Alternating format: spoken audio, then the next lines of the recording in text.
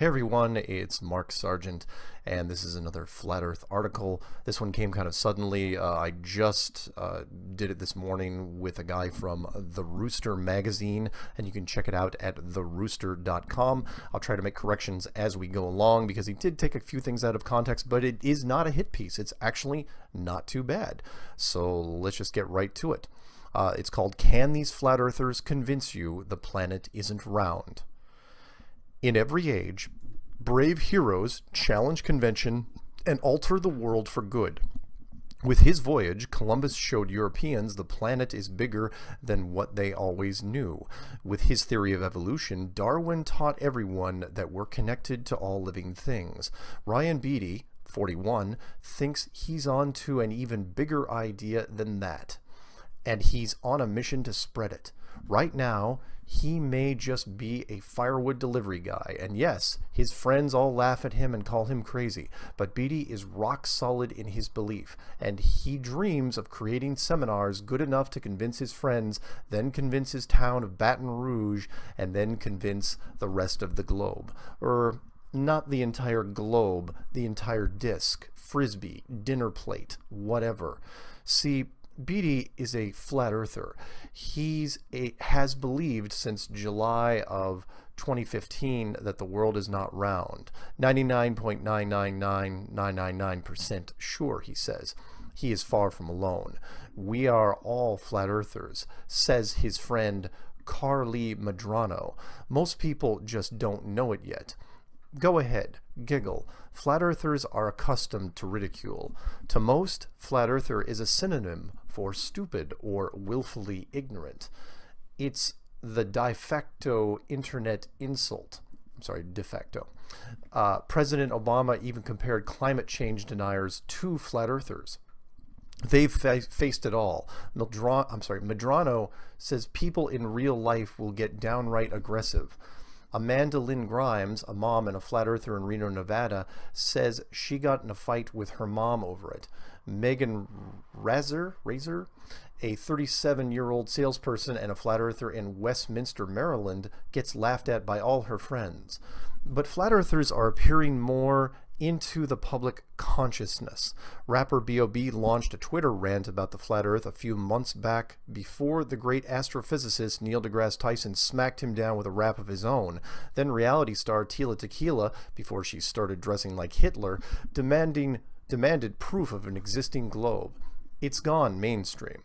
What's crazy is that flat earthers aren't a dwindling minority who have been living in caves or monasteries since before Galileo.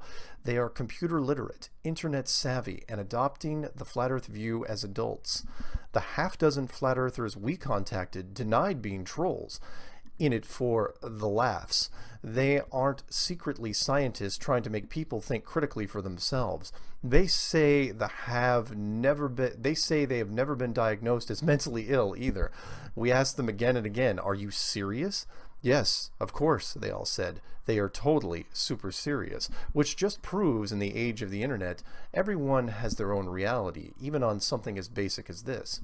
Mark Sargent, 48, one of the leaders of the Flat Earth movement, says he gets drunk voicemails from angry people and teased by other podcasters all the time. Well, I didn't say all the time, but not that bad.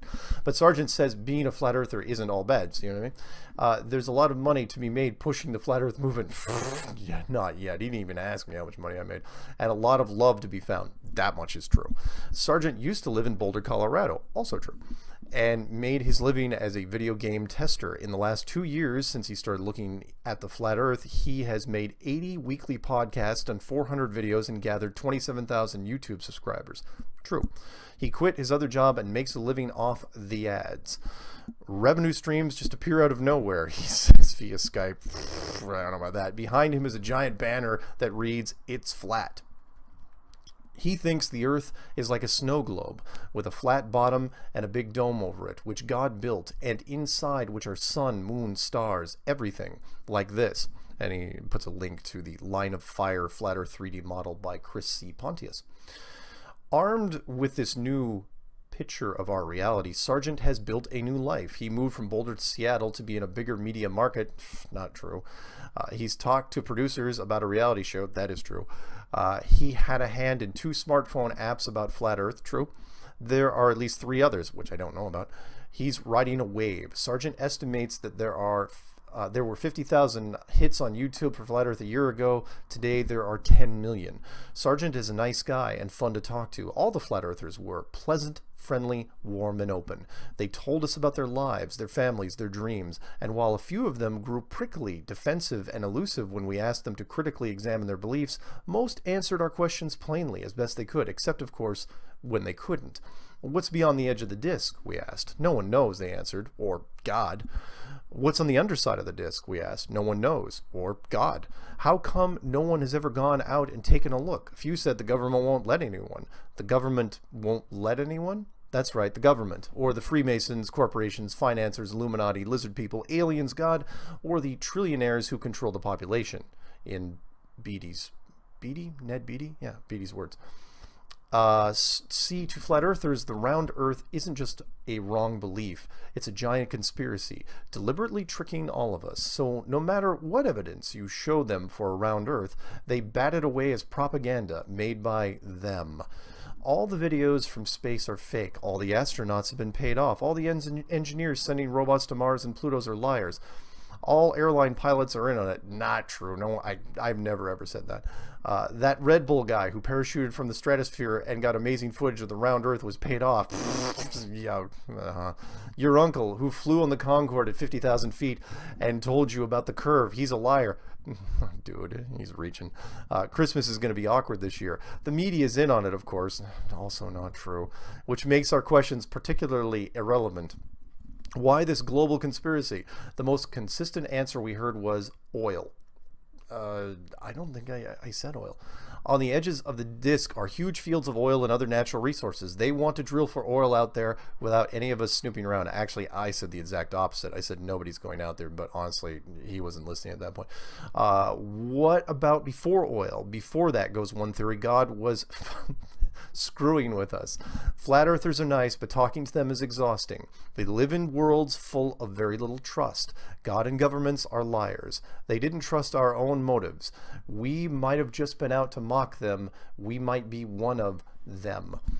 The flat earthers dwell in those corners of the internet where everything is a conspiracy, everything is a lie. 9/11 was an inside job, money is fake, the economy is rigged, UFOs are everywhere. We, the sheeple, just don't buy these stories because they have dropped chemtrails from the sky or poisoned our water with fluoride or sent radio waves at us to control our minds. Only flat earthers stand alone, the only sane ones. So, spreading their truth is almost a divine mission, especially for Mark Sargent. When he finally proves that we're not living in a kind of snow globe, Sargent says, it will show that this place was built, which means there was a creator. I'm not saying this is total proof of God, he says, but it's the closest thing we have. This knowledge, he believes, will usher in a new golden age. Truth will reign, and the truth will set you free. And Beatty will be a hero in his hometown, and Grimes will reconcile with her mom, and Razor will get the last laugh. So move over, Darwin. Step aside, Columbus. Look out, round earthers. You can't run from the truth, or rather, you could try, but the dome won't let you get very far. And that's the end of the article. Just a little quick commentary, because I did speak to the guy who wrote this article. He told me, and I probably should have recorded the conversation, but I don't like recording things without asking people. He told me that he does absolutely believes in the space program and NASA, and one of the highlights of his life was apparently he got to meet Neil Armstrong. What he said, or he was in a room with him, I don't know, but it was a big thing for him. He absolutely believes in science, and he offered. He goes, well, if you ever come to Boulder, maybe we'll take you up to University of Boulder and meet you with a scientist and have you ask these questions, kind of like the scientist was going to school me. What he doesn't know is that scientists would avoid me at all costs because there's a lot of questions that scientists can't answer. Anyway, interesting article. Check it out when you get a chance, guys, and more will follow. I almost guarantee it. Thanks.